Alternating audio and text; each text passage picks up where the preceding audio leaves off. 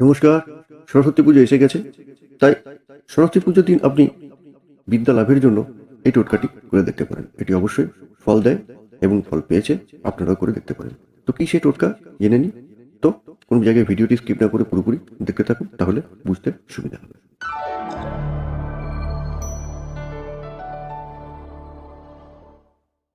সরস্বতী পুজোর সময় আমরা মা সরস্বতীকে পলাশ ফুল, গমের শীষ, আমের মুকুল, জামের মুকুল এবং জোড়া ফুল এবং একটি স্বরের কলম এবং দোয়াত, এই বিশেষত এই কয়েকটি বস্তু দিয়ে আমরা মা সরস্বতী পূজা করে থাকি।